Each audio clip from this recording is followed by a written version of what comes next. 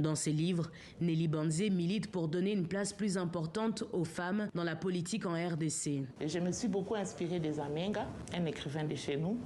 Et lui aussi, il racontait, il dénonçait par exemple le mal au travers de ses écrits. Au travers de ses œuvres, l'écrivaine dénonce, à l'aide de la fiction, les questions sociétales qui, selon elle, devraient être inscrites à l'agenda politique. Avec son dernier livre publié il y a peu, l'autrice parle de la condition des femmes dans la société congolaise et de leur sous-représentativité en politique.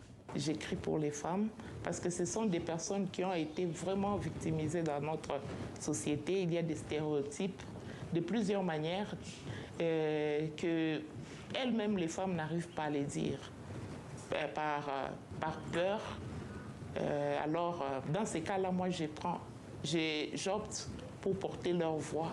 Pour mener à bien ses ambitions cette année, Nelly a décidé de s'engager en politique en candidatant comme députée provinciale. Là aussi, avec une volonté de faire bouger les lignes. Lorsqu'on voit seulement une femme, en plus handicapée noire, on nous prend toujours comme des mendiantes. Mon combat est de me battre pour qu'on puisse pas me voir comme une mendiante, mais comme une personne avec des idées qui peuvent contribuer au développement de la société.